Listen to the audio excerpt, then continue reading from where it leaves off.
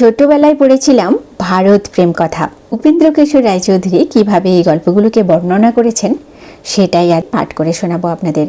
আবার একটা নতুন গল্প, রুরু ও প্রমোদরার কথা। আজকে প্রথম পর্ব। পূর্বকালে স্থূলকেশ নামে একজন পরম ধার্মিক তপস্বী ছিলেন।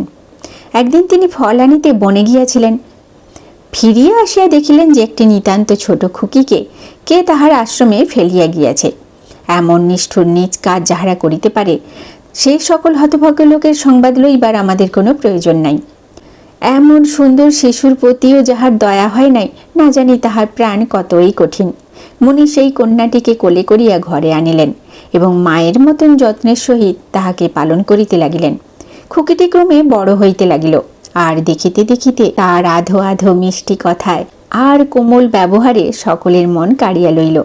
তাহার সেই সুন্দর মুখখানি দেখিলে কেহই তাহার সহিত দুটি কথা না কহিয়া থাকিতে পারিত না। আর একটিবার তাহার সেই সুন্দর মুখের মধুমাখা কথা শুনিলে তাহাকে ছাড়িয়া যাইতে চাহিত না। বাস্তবে এমন সুন্দর মেয়ে কেহ কখনো দেখে নাই, এমন মিষ্টি কথাও শুনে নাই, এমন সুন্দর ব্যবহারও কেহ আর কোনো বালক বা বালিকার নিকট কখনো পায় নাই।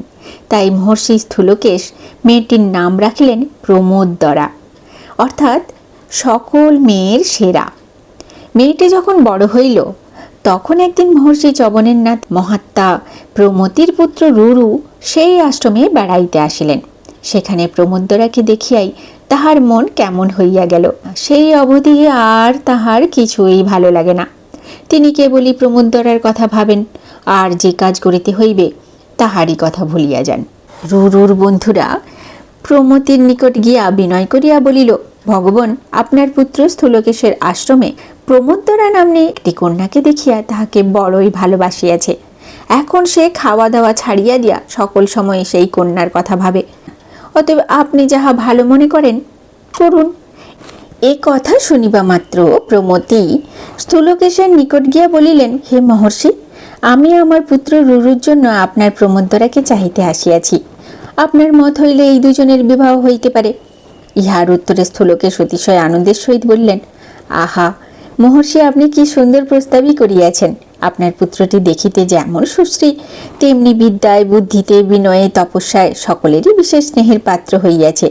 আমিও মনে করিতেছিলাম যে ইহার সহিত আমার প্রমোদরার বিবাহ হইলে যৎপর নাস্তি, মানে যার পর নাই সুখের বিষয় হয়। তারপর দুই মুনিতে মিলিয়া হিসাব করিয়া দেখিলেন যে আর কয়েক সপ্তাহ পরেই ফাল্গুনী নক্ষত্রে বিবাহের অতি উত্তম দিন রহিয়াছে। সুতরাং সেই দিনেই বিবাহ স্থির করিয়া সকলেই তাহার আয়োজন করিতে লাগিলেন। কিন্তু হায়, মানুষেরা কত সময় কত আশা করিয়া আনন্দের আয়োজন করে, আর কোথা হইতে বিপদ আসিয়া তাহাদিগকে দুঃখের সাগরে ভাসাইয়া দেয়।